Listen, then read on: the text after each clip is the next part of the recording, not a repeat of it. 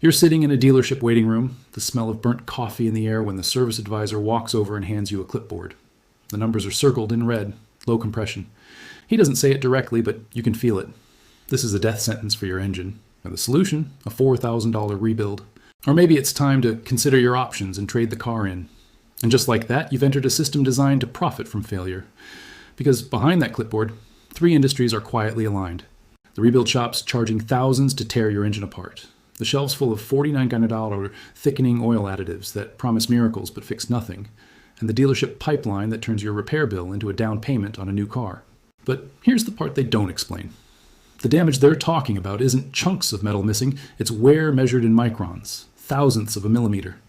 That's like demolishing an entire house because the paint has a scratch.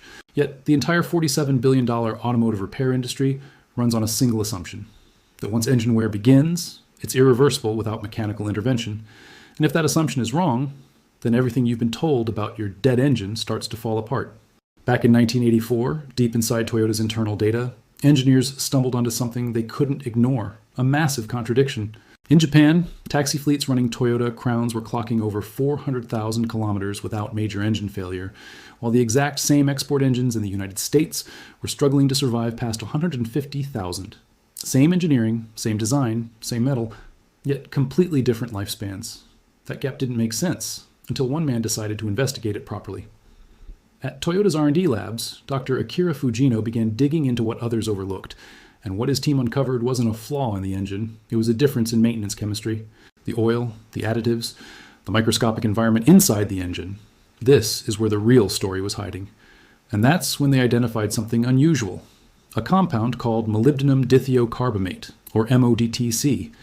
It wasn't just another additive, it actively bonded at the metal surface, reducing friction at a microscopic level where wear actually happens. In a 1986 internal technical report, Fujino's team documented something that should have changed the industry. Engines that were already worn didn't just stabilize, they partially recovered. And by 1987, a Japanese service addendum confirmed it. After a single treatment, engines could return to within 7% of their original factory specifications.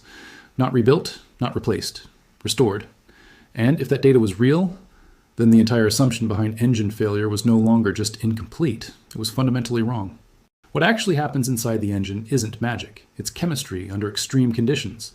Compounds like molybdenum dithiocarbamate, often used in modern engine oils, remain mostly inactive while the engine is running under normal conditions. But at high friction zones, what engineers call wear sites, like cylinder walls or valve contact points, where temperatures can exceed roughly 280 degrees and pressure spikes, the chemistry changes. At that moment, the compound begins to break down and form what's known in tribology as a friction-reducing film. This isn't some thick layer rebuilding your engine, it's an ultra-thin boundary layer that reduces direct metal-to-metal contact, lowering friction and slowing further wear. In real-world engineering terms, it helps protect what's left. It doesn't restore what's already gone. And that distinction matters, because while these films can bond at a microscopic level, they do not permanently become part of the metal structure, nor can they fill deep, scoring, or reverse significant mechanical damage. The process is also naturally self-limiting, not because it repairs wear, but because once surfaces are separated by a stable lubrication film, the reaction stabilizes and no additional layer builds up. Alongside this, another compound, zinc dialkyl dithophosphate, or ZDDP, has historically played a major role in protecting engines under high stress by forming similar anti-wear films. However, in modern oils, ZDDP levels have been reduced to protect catalytic converters, which has created a trade-off, cleaner emissions, but slightly less extreme pressure wear protection compared to older formulations.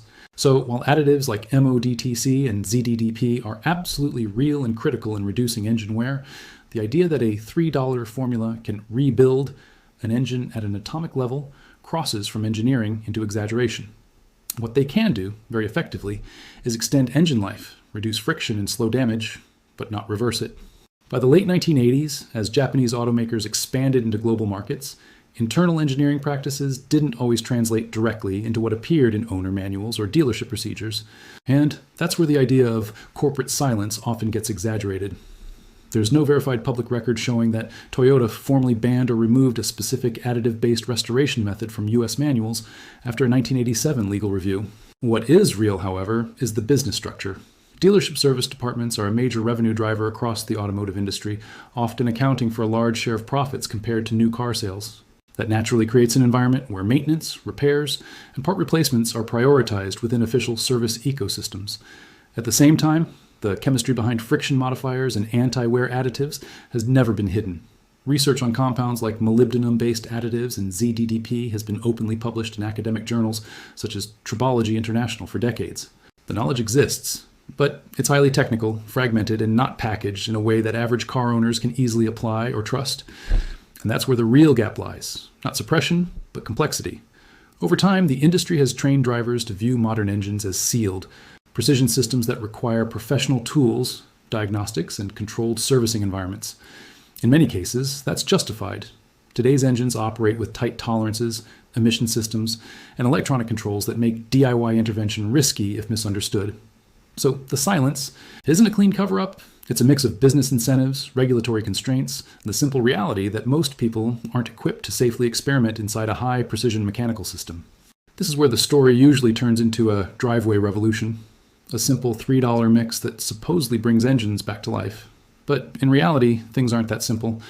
Additives like molybdenum-based friction modifiers and ZDDP do exist, and they're already carefully blended into modern engine oils by manufacturers in very specific concentrations.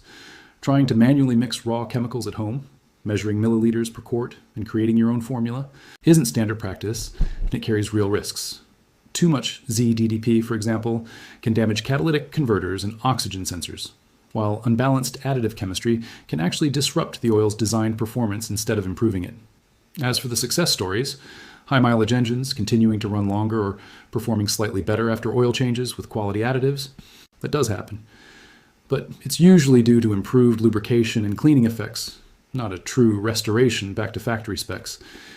In professional settings, the closest real-world approach is controlled. Mechanics rely on proper diagnostics like compression testing, leak-down tests, and manufacturer-approved oil formulations, not DIY chemical blending. And the idea of a 72-hour drive cycle, activating some hidden repair process, is also overstated. What actually happens is gradual conditioning of surfaces under normal heat and load, not a timed chemical rebuild. The real takeaway isn't that you've been missing a secret formula, it's that maintenance quality matters more than shortcuts. Using the correct oil specification, changing it on time, and choosing reputable formulations with balanced additive packages can significantly extend engine life. You do own the machine, but controlling it doesn't mean experimenting blindly. It means understanding where science ends and where marketing or myth begins.